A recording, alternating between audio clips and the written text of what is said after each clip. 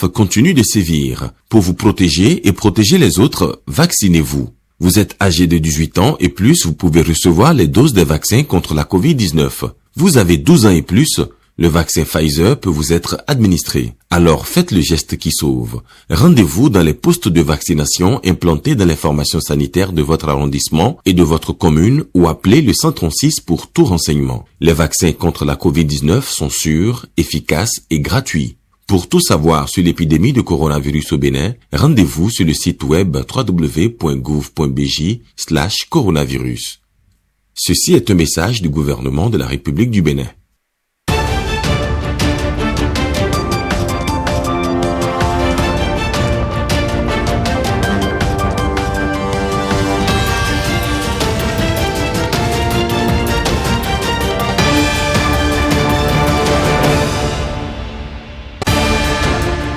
Bonsoir à tous. Dans l'actualité ce soir, le bloc républicain étend davantage ses tentacules dans les collines. Des femmes leaders de cette zone sont tombées sous le charme du parti du Cheval Blanc. Leur adhésion a été faite facilitée par Paulin Kanyide Apona. La Cour suprême salue le professionnalisme des officiers de police judiciaire dans le plateau. Victor Dacier Dosso a bouclé sa tournée dans cette localité sur une note de satisfaction.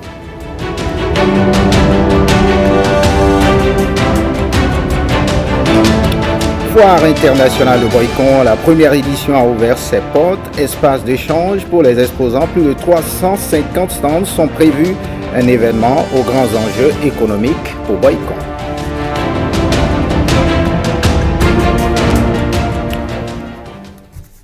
Bonsoir à tous. On part directement pour Porto Novo, le parti de renouveau démocratique en congrès ordinaire. L'événement s'est déroulé ce dimanche 19 décembre en présentiel à Porto Novo, puis par visioconférence au niveau de ces sites régionaux sur l'ensemble du territoire national. Le plan de résistance de cette rencontre est l'actualisation des tests fondamentaux du parti Firmin Bassao et Calvado Awan. Un rendez-vous des militants et bâtisseurs du Parti du Renouveau démocratique après le dernier congrès tenu en ces mêmes lieux. Avec la tenue de son 5e congrès ordinaire, le parti des Tchoko Tchoko se montre respectueux des textes statutaires qui régissent son fonctionnement. Comme vous pouvez le constater avec moi, le PRD tient en effet son 5e congrès à bonne date. Tout le mérite leur revient. Malgré les péripéties et blocages qui ont jalonné son parcours ces dernières années, le Parti du Renouveau démocratique a toujours donné la preuve de sa maturité. Il est demeuré respectueux des principes démocratiques. La preuve en est la tenue des congrès extraordinaires, des universités de vacances, des tournées nationales et surtout sa participation aux différents rendez-vous électoraux. Oui, nous avons toujours été une force de proposition et non une force de vaine opposition. Et cela sans jamais renoncer à être ce que nous sommes, sans jamais renoncer à nos valeurs, convaincus que patience et longueur de temps font plus que force ni que rage. Tout cela fait qu'il y a un ADN spécifique du PRD. Les populations béninoises le savent, ils en ont conscience et je suis sûr qu'elles nous en savent gré. Fidèle à la mouvance présidentielle, le parti a soutenu le duo Talon Talata à l'élection présidentielle de 2021. Il affiche plus que jamais son ambition d'aller toujours de l'avant. Nous avons soutenu le programme d'action gouvernementale 2016-2021 et à l'occasion de notre dernière université de vacances, nous avons déjà commencé à soutenir le PAG 2021-2026. Mais dans le même temps, nous nous battons pour notre retour à l'Assemblée nationale, pour notre retour à la tête de nos communes. Seul parti sur l'échiquier politique national à résister au temps, le Parti du Renouveau démocratique ploie par moments, mais ne rompt pas. Il maintient haut la flamme de la remontada, un mot devenu mythique pour tous les militants du parti des Tchoko Tchoko. Voilà, au thème des assises, Adrien Humbouedi a été reconduit à la tête de ce parti. On prend à présent la direction des collines. Le bloc républicain se renforce avec de nouvelles adhésions. Les femmes leaders des collines tombent sous le charme du parti du Cheval Blanc. Elles ont signé leur adhésion aux idéaux de ce parti en présence de leur facilitateur, Paulin Kanyide Akpona, qui a réussi à dénicher ces femmes leaders. Plus de précisions avec Jérôme Ongboy et Jules Akoiko. Au nom des femmes leaders, je voudrais faire part de ma gratitude particulière à M. Kanyide Paulin Akpona pour avoir accepté de nous tenir par la main et nous conduire au bloc républicain au moment où nous étions quelque peu déboussolés. Paulin Kanyide Akpona vient ainsi de pêcher de gros poissons dans la nasse du bloc républicain. Vous vous êtes donné le temps, comme l'a dit la Bible, de bien regarder entre le bon grain et l'ivraie. Et vous avez choisi le bon grain. Notre joie est immense. Au nombre des raisons qui fondent leur adhésion au parti du cheval gagnant figurent les nombreuses réformes de Patrice Talon pour la protection, la promotion et l'épanouissement de la femme béninoise. Et à la création de l'Institut national de la femme, les nouvelles lois récemment votées à l'Assemblée nationale en faveur de la femme, le projet H, les microcrédits aux femmes, les cantines scolaires, l'autonomisation des femmes rurales, le maintien des filles à l'école, puisque c'est un fléau aujourd'hui au Bénin, en l'occurrence dans le département des collines, la construction des marchés, l'accès à l'eau potable, l'énergie pour tous, etc. Plus unies, plus fortes pour construire le Bénin, les femmes leaders des collines s'engagent. Nous nous engageons à la sensibilisation massive pour une participation de qualité et une demande plus forte et spontanée de responsabilité de la part des femmes du département des collines. Donc je vous invite, chères dames, à rester loyales au BR. Vous ne serez pas déçus. Quant à moi, je marque et renouvelle mon entière disponibilité, chère présidente, et désormais camarades, à travailler ensemble pour l'ancrage du bloc républicain dans les confins du département des collines et son rayonnement sur l'ensemble du territoire national.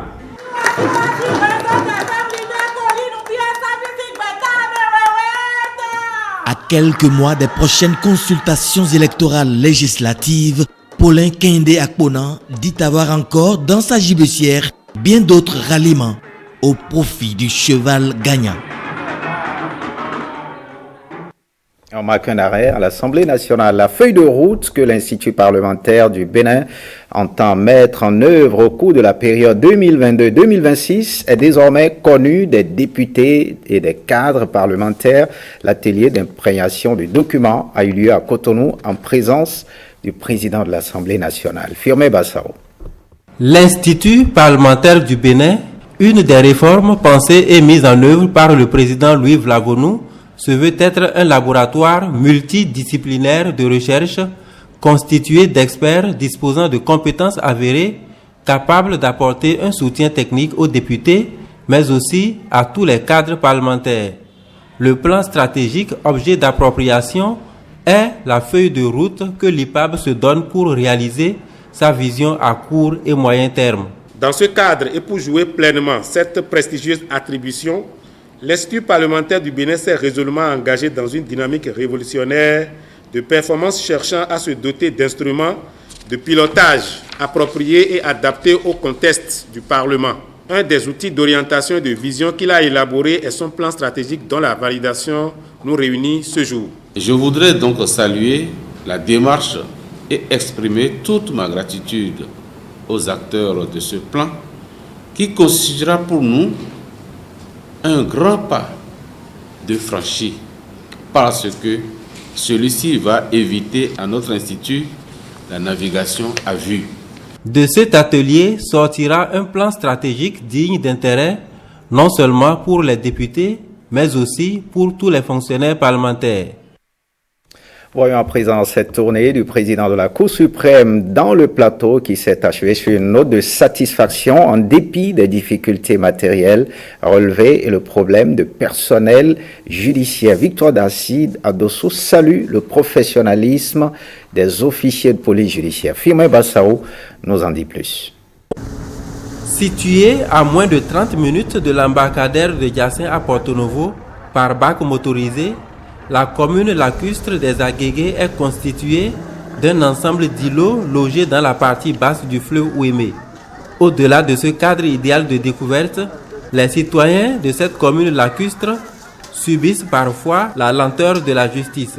Le président de la Cour suprême, dans son ambition de jouer sa partition dans l'édification d'un état de droit, ne pouvait s'empêcher de visiter le commissariat de police des Agégués et la mairie.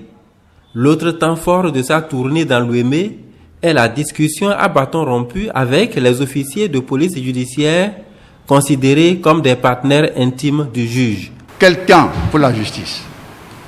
Quel temps pour les magistrats pour répondre aux demandes de justice que formulent nos compatriotes? Quel temps pour un juge de répondre aux besoins, aux cris de détresse de ceux qui ont réellement besoin d'aller vers le juge? Vous êtes de ceux qui facilitent ou compliquent la tâche du juge. Donc, c'est une question, c'est une problématique qui nous concerne tous. Une démarche de la Cour suprême qui vient donner une assurance aux justiciables. La coopération décentralisée entre les communes du Bénin et les villes flamandes de Belgique produit des résultats qui forcent l'admiration. Le Parlement, le partenariat ANCB-VVSG sur la période 2017-2021 en est une parfaite illustration après 5 ans de soutien à la prise en compte du genre dans les planifications communales et dans l'économie locale axée sur le marché. Les deux parties procèdent à l'exercice du bilan. Les détails avec Renaud Akapo et Daniel Ada. La coopération décentralisée entre les communes du Bénin et celles du Royaume de Belgique est en marche. Le partenariat noué en 2017 par la NCB et l'Association des villes et communes flamandes de Belgique est couronné d'un franc succès. Outre les actions menées dans les 12 communes ciblées, cet ambitieux projet a mis en lumière les femmes élues conseillères réunies au sein du REFEC. Je remercie la VVSG qui a donné plus de visibilité à l'Association des communes du Bénin sur son engagement en matière de promotion du genre dans les actions communales et pour avoir permis au réseau des femmes élues conseillères du Bénin de bien fonctionner ces dernières années. Ce projet a été initié par l'ANCB et financé par l'Association des villes et communes flamandes du Royaume de Belgique. À l'heure du bilan, les fruits ont tenu la promesse des fleurs. Mon pays est honoré d'accompagner cette dynamique et je vous renouvelle encore une fois, Monsieur le Président de l'ANCB, l'engagement et la disponibilité de l'ambassade du Royaume de Belgique près le Bénin à vous accompagner dans l'atteinte de vos objectifs en matière de promotion de l'égalité du genre. Je saisis l'occasion enfin pour féliciter le président de l'ANCB pour son travail dans la mobilisation des partenaires au profit des communes béninoises, notamment à travers la coopération décentralisée. Tous ces progrès réalisés et les chantiers ouverts au détour de ce projet laissent entrevoir un avenir radieux pour la coopération décentralisée entre l'ANCB et la VVSG. Ce nouveau projet qui démarre dès 2022 ambitionne d'impartir encore plus de communes et prévoit des ressources pour financer les activités de promotion du genre directement sur le terrain. Nous sommes très touchés et très reconnaissants vis-à-vis de l'association fêtière des communes flamandes et à travers elle, tout le peuple belge pour tant de sollicitudes. L'occupant de l'hôtel de ville de Cotonou a pris l'engagement de conduire la phase 2 du projet avec la même efficacité que celle dont le bilan est célébré à la faveur de cet atelier. Passons à présent à ce plaidoyer. Le Forum des organisations de défense des droits de l'enfant au Bénin est préoccupé par les violences faites aux femmes et aux filles et surtout le cas de viols répétés sur mineurs. Le FODEB a initié au Champ d'Oiseaux à Cotonou une table ronde pour présenter aux décideurs politiques les recommandations issues du mini-colloque organisé du 16 au 18 novembre dernier par la Maison de la Société Civile. Le compte-rendu est signé Renaud Akapo et Wenceslao Samoaimo. Les acteurs de la chaîne de protection de l'enfant sont en première ligne dans la croisade contre la prolifération des viols sur mineurs. Après le mini-colloque en ligne organisé par la Maison de la Société Civile, Le FODEV prend le relais et expose au pouvoir public le résultat des réflexions issues des communications. Votre participation permettra de prendre connaissance des défis afin de prendre des engagements en faveur de la protection des enfants, notamment des jeunes filles contre le viol, de créer un cadre d'échange et de réflexion multi-acteurs pour une tolérance zéro impunité d'ici à 2030. Outre les membres des OSC, cette table ronde, organisée avec l'appui financier de Plan Bénin, regroupe des hommes de droit et des acteurs à divers niveaux de la chaîne de protection de l'enfant. Plan International Bénin, fidèle à sa mission, a soutenu le FODEV et les autres OSC partenaires dans leur initiative de porter à la connaissance des partenaires étatiques les conclusions du mini-colloque afin de contribuer à la lutte contre les violences faites aux enfants, les filles en particulier. Nous sommes donc dans l'impérieuse nécessité de renforcer nos interventions, de conjuguer nos efforts. Rassembler les différents acteurs de la chaîne de protection des enfants pour conjurer le phénomène et mettre hors d'état de nuire des prédateurs sans foi ni loi, l'appel pour ce sursaut collectif se lit à travers ce plaidoyer. Nous invitons nos autorités à, Président de la République, prendre des décrets d'application de la loi portant répression des violences faites aux femmes en République du Bénin. Assemblée nationale, adopter la loi sur l'aide juridictionnelle. Pour l'heure, les données statistiques ont de quoi donner le tournis. Du 1er janvier au 1er septembre 2021, 26 cas de viol sur mineurs ont été recensés. Un chiffre nettement en deçà de la triste réalité quand on sait que derrière ce sinistre inventaire plane toujours l'effet insidieux de la loi de l'Omerta. Et on passe à cette interrogation. Comment parvenir à une protection sociale qui répond aux aspirations des populations en Afrique? La 31e session de la Conférence internationale interafricaine de la prévoyance sociale a permis de discuter une fois encore de la question. C'est à travers un colloque de haut niveau qui a accouché de propositions concrètes et concordantes. Herman Rodriguez-Amégan et Patrick Nimavo. Ils sont mus par une volonté commune, celle d'asseoir un système de prévoyance sociale efficace. À l'occasion de ces travaux du Conseil des ministres de la 31e conférence interafricaine de prévoyance sociale CIPRES, l'épanouissement des populations est au cœur des échanges. Les réalités socio-économiques de nos États sont similaires, à peu de choses près. Il est donc évident que les États membres de la CIPRES ne pourront relever de façon durable les défis actuels et futurs du secteur que s'ils continuent de partager leurs bonnes pratiques en vue d'aboutir à des solutions innovantes et durables. Venus de 17 pays du continent, les ministres ont proposé et argumenté des orientations pour une meilleure couverture sociale. Véritable succès diplomatique, le Bénin conserve la présidence de la CIPRES sans coup férir. Le Conseil des ministres a réélu à l'unanimité et par acclamation Madame Adigato A. Matisse, ministre du Travail et de la Fonction publique de la République du Bénin, président en exercice du Conseil des ministres de la conférence au titre de l'année 2022. Les conclusions des assises de Cotonou vont par ailleurs dans le sens de la bonne marche de la CIPRES. Cette 31e session se présente comme une totale réussite. Au terme de nos travaux, je puis affirmer que les conclusions auxquelles nous sommes parvenus sont largement conformes à nos aspirations et répondent à nos attentes. En attendant la 32e session qui aura lieu au Togo, les ministres et les experts quittent Cotonou avec le sentiment d'avoir posé des pas de géant.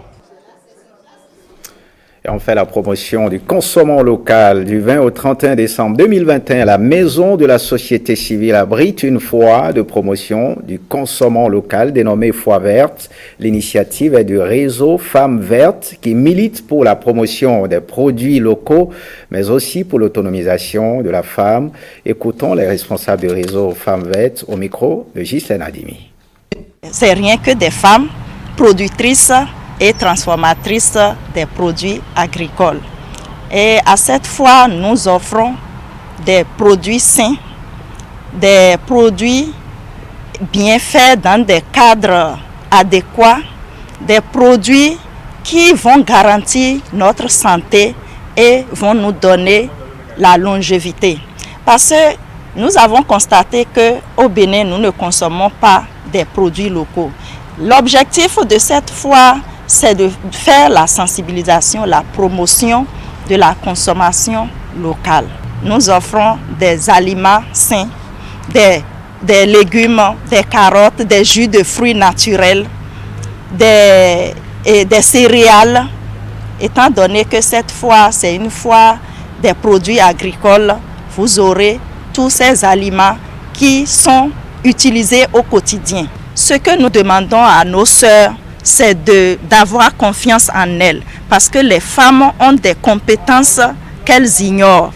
On doit tout faire pour que la femme puisse savoir qu'elle a une lourde responsabilité en tant que femme. Elle est le soubassement de son foyer et qu'elle a les enfants à sa charge. Elle a d'abord son mari à sa charge et aussi les enfants. Donc elle a une lourde responsabilité. Donc nous sensibilisons les femmes à pouvoir connaître le rôle et le devoir de la femme dans la maison, dans la société, dans une nation, pourquoi pas. Et en tant que citoyenne, je pense qu'elle est tenue d'apporter sa pierre à l'édifice. Voyons cette main tendue à l'école béninoise. Irène Enialoko est une béninoise vivant au Canada en collaboration avec l'école secondaire Cure-Antoine Labelle de Laval. Au Québec, elle a offert des matériels scientifiques d'une valeur d'environ 70 millions de francs CFA au CEG de Ouida. À sa suite, le maire et le conseil communal de Ouida ont célébré les meilleurs apprenants de la ville admis aux divers examens. Fifame, Salomé Atadeji et Patrick Imavo. Ils font la fierté de leur famille, mais aussi celle de la nation béninoise tout entière. Ces jeunes de Ouida ont excellé aux divers examens nationaux de 2021. Aujourd'hui, ils sont récompensés. 89 écoliers nantis du CEP, 26 élèves du BEPC, 7 du CAP, 50 du baccalauréat, tous séries confondues, soit au total 172 lauréats. Je m'en voudrais de ne pas également féliciter les enseignants qui ont été la cheville ouvrière de ce succès que nous célébrons ici aujourd'hui. Nous ne pouvons que nous confondre en profond remerciement face à ce geste en notre endroit. Nous vous promettons, chers donateurs, que nous allons toujours faire mieux pour garder le cap durant notre cursus scolaire. De la célébration de l'excellence à la promotion de la science. Le laboratoire du CEG 3 de Ouida est équipé en matériel scientifique. Un don de Irène Enialoko, une jeune femme béninoise vivant au Canada. C'est un projet qui est fortement appuyé par l'école secondaire Curé Antoine Labelle de Laval. Vous avez ici des microscopes qui ont été donnés, des oscilloscopes qui ont été donnés, des calculatrices programmables qui ont été données. Ce lot de matériel est composé de beaucoup d'éléments que des élèves n'ont jamais vus ou qu'ils ont vus seulement en photo. Nous enseignons que de la théorie aux enfants et nous ne leur permettons pas de toucher du doigt les réalités. C'est pour cela que quand M. Thierry Dobonou est allé nous voir à la mairie de Ouida pour nous demander notre accompagnement pour appuyer cette initiative fort belle, je n'ai pas hésité un seul instant. Avec ces matériels, le volet pratique de la science va être amélioré dans cet établissement secondaire. Colfo Bénin, c'est le collectif des formateurs des centres de formation professionnelle et d'apprentissage du Bénin. Les responsables de ce collectif ont été désignés à Boycon pour répondre à un besoin précis dans l'enseignement. Priscilla Akoyronou et Abdullah Idrissou. Les enseignants des centres de formation professionnelle et d'apprentissage, CFPA, unissent leurs efforts. C'est désormais au sein d'un creuset qu'ils se rassemblent pour partager leurs expériences pour le bien des apprenants. C'est les enfants qui sont au cœur de ce système-là. Quand on dit formation, c'est la jeunesse. Alors, une fois que nous allons mettre nos connaissances ensemble pour accompagner les enfants, cela nous permettrait quand même d'atteindre les objectifs, nos objectifs, nous-mêmes d'abord être fiers de ce que nous sommes en train de faire et fiers parce qu'on aurait accompagné quand même les réformes. Le collectif dispose d'un cadre réglementaire pour mener ses activités. Au cours de cette séance, les tests sont étudiés et validés. Les représentants au niveau national sont également désignés. Tous conscients de la responsabilité qui leur incombe désormais. On n'est pas là pour gréver ou pour faire les trucs comme ça, non. On est là pour se donner la main, pour que ça puisse marcher. Le collectif des formateurs des CFPA du Bénin veut accompagner le gouvernement béninois à atteindre ses objectifs dans le secteur de l'enseignement technique et professionnel. Le bureau mis en place sera renouvelé au bout d'un an. Et on reste à Boycon. La foire internationale de Boycon se tient jusqu'au 27 décembre. C'est un lieu de rendez-vous culturel et d'échanges commerciaux. Plusieurs pays sont présents et divers produits exposés. Une première édition plutôt réussie. Précieuse à Koihonou et Ablof Idrisso nous en parle.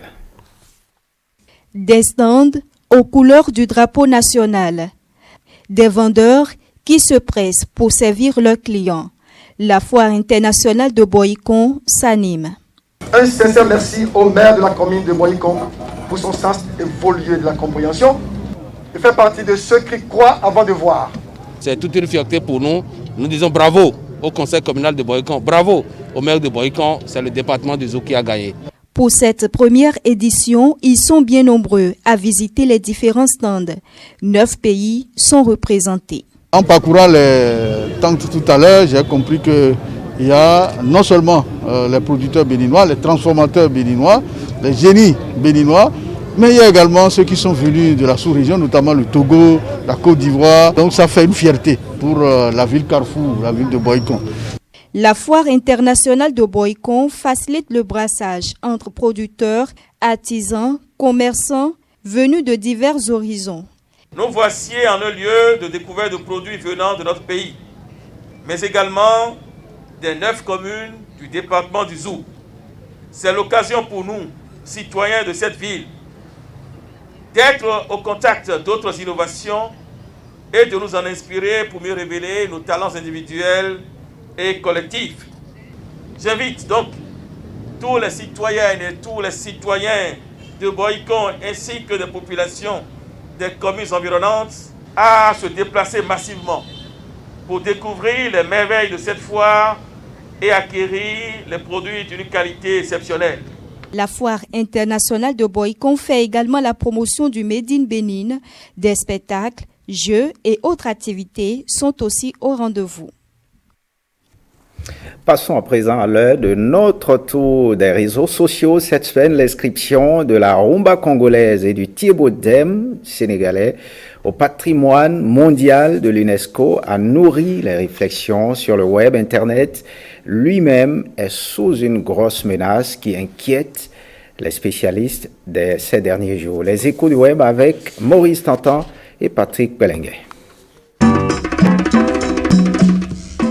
Une musique légendaire et un plat identitaire élevé au sommet de la reconnaissance mondiale. Cette semaine, la rumba congolaise et le Thiébaut-Dem sénégalais ont été consacrés patrimoine immatériel de l'humanité par l'UNESCO. Une consécration qui a émerveillé la toile et qui va aussi susciter des questionnements. En Côte d'Ivoire, certains mélomanes s'impatientent de voir le zouglou arriver au même niveau. Réponse du célèbre Asalfo du groupe Magic System. Tout vient à point nommé parce que rien n'est tard pour celui qui sait attendre. Certes, le zouglou a 30 ans, ce qui n'est pas mal, mais encore très jeune par rapport à la rumba. Les mêmes questions agitent la toile béninoise. Le soyoyo, le tchenkoumé, le sodabi ou encore le gari méritent aussi d'être sur cette liste de l'UNESCO, estiment quelques internautes. Mais ceci ne sera possible qu'à quelques conditions. Je pense que les Béninois doivent travailler davantage afin que nos rythmes soient exportables comme ceux des Congolais. Côté sécurité web, une nouvelle faille menace tout Internet depuis quelques jours. Selon certains experts, il pourrait s'agir de la pire faille de la décennie, voire de l'histoire du net. Son nom, Log4j. Découverte dans un sous-logiciel utilisé par des milliards de sites internet dans le monde, elle semble très dangereuse et menace notamment les serveurs de grandes entreprises. Enfin, une note d'insolite pour terminer ce tour du web. Direction le Brésil. Là-bas, le maire d'une petite ville et un de ses opposants se sont affrontés dans un combat de MMA. Les deux hommes ne s'entendaient pas sur la gestion du plus grand complexe touristique de la ville. Au terme d'un combat de 3 rounds, c'est le maire qui a été déclaré vainqueur au point.